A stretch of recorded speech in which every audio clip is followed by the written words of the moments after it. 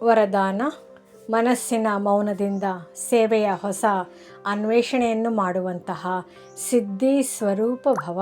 ಮೊದಮೊದಲು ಆರಂಭದ ಸಮಯದಲ್ಲಿ ಯಾವ ರೀತಿ ಮೌನ ವ್ರತವನ್ನಿಟ್ಟಿದ್ದೀರಿ, ಆಗೆಲ್ಲರೂ ಫ್ರೀ ಆಗಿದ್ದೀರಿ, ಸಮಯದ ಉಳಿತಾಯವಾಗುತ್ತಿತ್ತು. ಅದೇ ರೀತಿ ಈಗಲೂ ಮನಸ್ಸಿನ ಮೌನವನ್ನಿಡಿ. ಹೀಗೆ ಮಾಡುವುದರಿಂದ ಮನಸ್ಸಿನಲ್ಲಿ ವ್ಯರ್ಥ ಸಂಕಲ್ಪಗಳು ಬರಲೇಬಾರದು. ಹೇಗೆ ಮೌನದಲ್ಲಿ ಮುಖದಿಂದ ಧ್ವನಿಯೇ ಹೊರಡುವುದಿಲ್ಲ, ಹಾಗೆ ವ್ಯರ್ಥ ಸಂಕಲ್ಪವೂ ಬರಬಾರದು. ಇದು ಮನಸ್ಸಿನ ಮೌನವಾಗಿದೆ.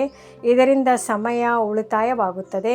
ಈ ಮನಸ್ಸಿನ ಮೌನದಿಂದ ಸೇವೆಯ ಹೊಸ ಅನ್ವೇಷಣೆಯು ಹೊರಬರುತ್ತದೆ. ಅದರಿಂದ ಸಾಧನೆಯು ಕಡಿಮೆ ಮತ್ತು ಸಿದ್ಧಿಯು ಹೆಚ್ಚಿನದಾಗಿ ಪ್ರಾಪ್ತಿಯಾಗುತ್ತದೆ. ಹೇಗೆ ವಿಜ್ಞಾನದ ಸಾಧನಗಳು ಸೆಕೆಂಡಿನಲ್ಲಿಯೇ ವಿಧಿಯನ್ನು ಪ್ರಾಪ್ತಿ ಮಾಡಿಸುತ್ತದೆಯೇ, ಹಾಗೆ ಈ ಸೈಲೆನ್ಸಿನ ಸಾಧನದ ಮೂಲಕ ಸೆಕೆಂಡಿನಲ್ಲಿಯೇ ವಿಧಿಯು ಪ್ರಾಪ್ತಿಯಾಗುವುದು. ಸ್ಲೋಗನ್: ಸ್ವಯಂ ಯಾರು ಸಮರ್ಪಿತ ಸ್ಥಿತಿಯಲ್ಲಿ ಇರುತ್ತಾರೆಯೋ ಅವರ ಮುಂದೆ ಸರ್ವರ ಸಹಯೋಗವು ಸಮರ್ಪಿತವಾಗುತ್ತದೆ.